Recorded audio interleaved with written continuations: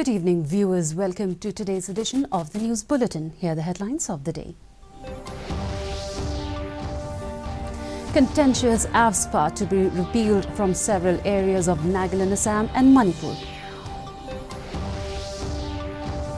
More than 10 lakh electric vehicles registered in India, says Road Transport and Highways Minister Nitin Gadkari. State Cabinet approves Meghalaya Mineral Reclamation Funds Guidelines 2022.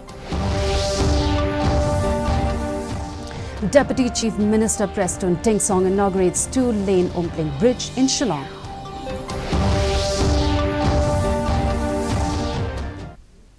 In a significant step, the Union Government has decided to reduce disturbed areas under Armed Forces Special Powers Act in the states of Nagaland, Assam and Manipur after decades. In a tweet, Union Home Minister Amit Shah said that the reduction in areas under AFSPA is a result of the improved security situation and fast-track development due to the consistent efforts and several agreements to end insurgency and bring lasting peace in Northeast by Prime Minister Narendra Modi.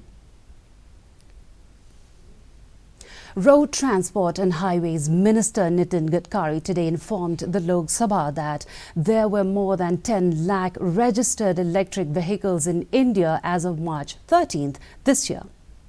Replying to the questions, Gadkari said as of March 13 this year, 10,95,746 electric vehicles were registered in India with 1,742 charging stations operable, quoting figures from the Bureau of Energy Efficiency. Gadkari added that on a year-over-year basis, overall electric vehicle sales had risen by 162%. Cabinet approves Meghalaya Minor Minerals Reclamation Funds Guidelines 2022. The State Cabinet today approved the Meghalaya Minor Minerals Reclamation Funds Guidelines 2022 today. Briefing media persons after the cabinet meeting, Chief Minister Conrad Sangma stated that the state government started reclamation funds way back in 2014 under the minor minerals following an order of the High Court.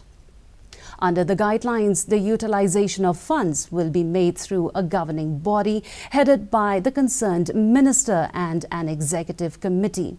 Meanwhile, the State Cabinet today also decided to start a new fellowship program with the National Law School of India, Bangalore.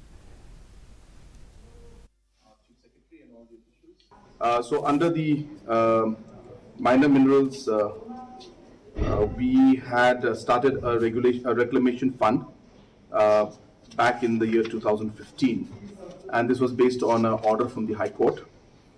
Based on that, the funds have been collected, but the guidelines to actually use them had not been framed. They were in the process of being framed. And now that the framing has been done, this had come to the Cabinet for its approval, and we have approved it. After this is done, the utilization of the funds through a governing body and through an executive committee will be undertaken. Chief Minister Conrad Sangma today said that the state government will not waste time and would like to carry forward the momentum by starting negotiations to resolve the remaining 6 areas of differences of the interstate boundary with Assam. Talking to reporters, Sangma said that the Government of India will redraw the borders of the 2 states after the joint survey along with the Survey of India. He said that this will happen after the second phase of the negotiations is completed on the remaining 6 areas of differences. The stamp for this is not between 2 states or the government. It is the Parliament of India that is going to put a stamp for this. So based on the surveys now that will be conducted, this is very, very important. I don't think that there has been a more detailed consultation with the stakeholders than what we had done in the last 6 months.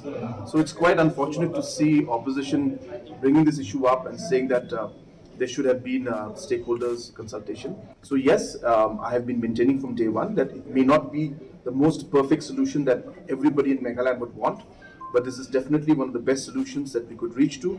And majority of the areas which we had asked for, majority of the areas where our people are there, it has come to Meghalaya. We have taken a decision that we will find a solution, and I'm happy that with the help of the Ministry of Home Affairs and with the cooperation of the Honorable Chief Minister of Assam, that we have finally been able to come to this point in the 6 locations, and I'm hopeful that we will be able to move forward in the other 6 locations also. The much-delayed 2-lane Umpling Bridge was finally inaugurated by the Deputy Chief Minister in charge of PWD Roads, Preston Tingsong, here on Thursday. The bridge has been opened for traffic from today. The construction of the bridge had started 3 years back in November 2018, and the original timeline to complete the bridge was 18 months. But the construction work was hampered due to the COVID-19 pandemic.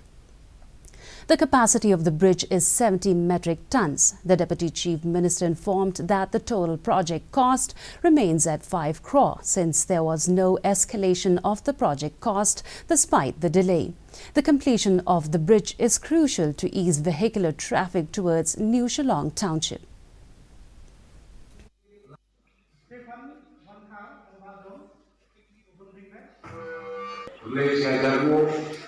Kita tim zona uji begini nasional hari, SI, XQ kecilnya, SIO, kunjung kontraktor, ubah kreator, ya kapan pendet ya dari cikin atau keluar kebiang. With fuel prices in the state touching the 100 mark, Meghalaya Congress today organized a protest in Shillong over the increasing prices of petrol, diesel and LPG. The protest was led by Meghalaya Youth Congress President Adrian C. Milliam at Congress Bhavan, Shillong. Vowing to continue with the protest, the Congress leaders displayed placards as a mark of protest. Talking to reporters, Milliam said increasing price of goods and commodities is adversely affecting the lower income group.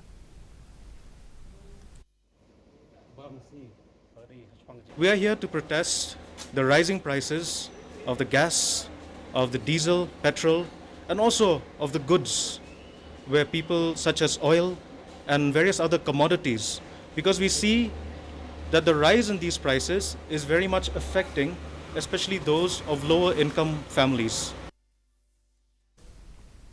The District Disaster Management Authority West Khasi Hills, in collaboration with the 1st Battalion NDRF Guwahati and SDRF, conducted mock exercise on chemical, biological, radiological, nuclear on Wednesday at Upper New Nongstoin Town area. The objective of the exercise was to acquaint stakeholders of their roles and responsibilities during disaster situations and also to test efficacy of the district incident response teams of West Khasi Hills District.